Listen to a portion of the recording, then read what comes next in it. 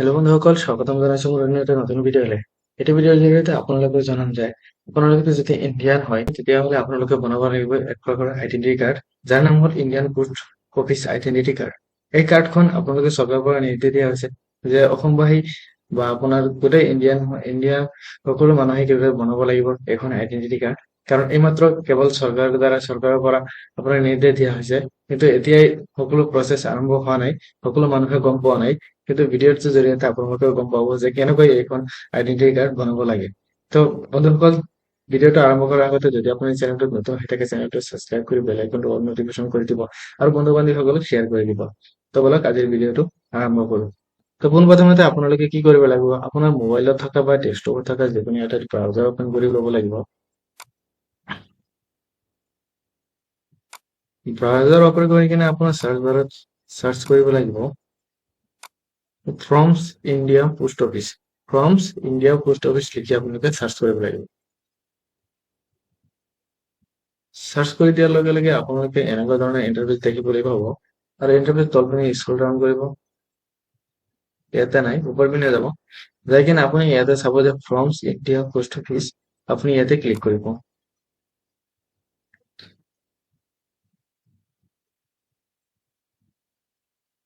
তো বন্ধুসকল, ফ্ৰমছ India post অফিচত ক্লিক কৰি দিয়াৰ লগে লগে আপোনালোকে এনেকুৱা ধৰণৰ এটা ইণ্টাৰফেচ ওপেন হ'ব। ইণ্টাৰফেচ ওপেন হোৱাৰ পিছত আপোনালোকে তলপিনে স্ক্ৰল ডাউন কৰিব। স্ক্ৰল ডাউন কৰিয়ে যাব। স্ক্ৰল ডাউন কৰি দিয়াৰ লগে লগে আপোনালোকে ইয়াতে sub post office identity card. আপোনালোকে ফ্ৰম ডিছক্ৰিপশ্যন আপোনালোকে কি কৰিব, ইয়াতে application for post office identity card, আপোনালোকে এইফালে যাব আৰু ইয়াতে আছে ডাউনলোড। আপোনাৰ ফৰ্ম যিটো আছে সেইটো ফৰ্ম ইয়াতে ডাউনলোড বুলি আছে, আপুনি ইয়াতে ডাউনলোডত ক্লিক কৰি দিব। চাওক ফ্ৰেণ্ডসকল, ডাউনলোডত ক্লিক কৰি দিয়াৰ লগে লগে আপোনাৰ ফৰ্মখন এনেকৈ ওপেন হৈ যাব। ইয়াতে দিছে আপোনালোকে ফৰ্মখন কেনেকৈ ফিল আপ কৰিব। প্ৰথমতে আপোনালোকে দিছে ইয়াতে please affix recent stamp size colour photo আপটো দিব দিছে ইয়াতে।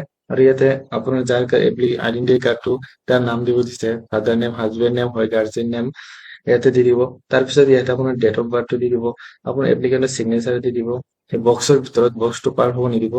আৰু ইয়াতে আপোনাৰ দিছে present postal address with pin. আপুনি যিটো বৰ্তমান আপোনাৰ পোষ্ট অফিচ হয়, পোষ্ট অফিচটো ক'ত সেইটোৰ এড্ৰেছটো আপুনি দি দিব পিন সহকাৰে, permanent postal address with pin. আৰু সেই পোষ্ট অফিচৰ পাৰ্মানেণ্ট এড্ৰেছটো কি, যদি একে হয় আপুনি ড্ৰ বুলি দি দিব, আৰু যদি বেলেগ হয় বেলেগ দি দিব।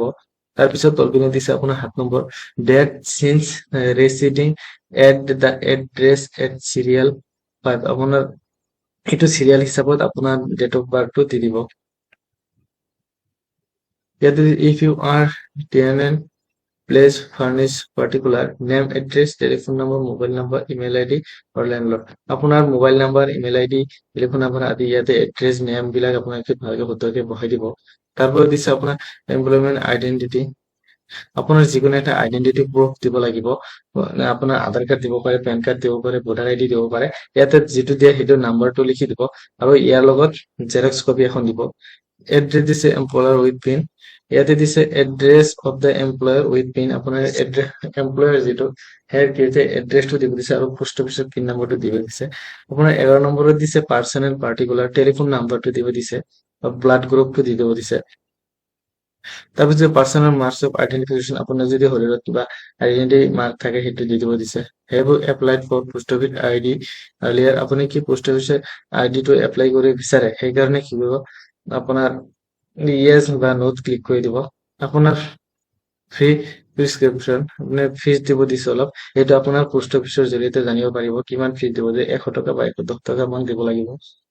তাৰপিছত দিছে প্লেচ ক'ত হয়, তাৰপিছত ডেট দিব দিছে, চিগনেচাৰ অফ এপ্লিকেণ্ট এইটো দিব দিছে। আৰু তলপিনে যিবিলাক আছে এইবিলাক দিছে ফৰ অফিচ ইউজ অনলি। এইবিলাক আপুনি ফিল নকৰিব, এইবিলাক আপোনাৰ পোষ্ট অফিচৰ পৰা এইবিলাক ফিল কৰি দিব।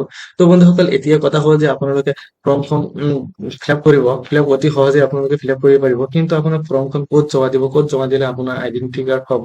তো ফ্ৰেণ্ডসকল, আপোনালোকে কি কৰিব, আপোনাৰ পোষ্ট অফিচত কি কৰিব, এই ফৰ্মখন ফিল আপ কৰি আপোনাৰ পোষ্ট অফিচ যিটো আছে সেইটো পোষ্ট অফিচত আপোনালোকে জমা দিব। আৰু এই ফৰ্মখনৰ লগতে আপোনাৰ এখন আইডেন্টিটি প্ৰুফ দিব, যিটো নেকি আপুনি আইডেন্টিটি প্ৰুফ ইয়াতে দি দিছিলে নাম্বাৰটো, সেইটো দি দিব।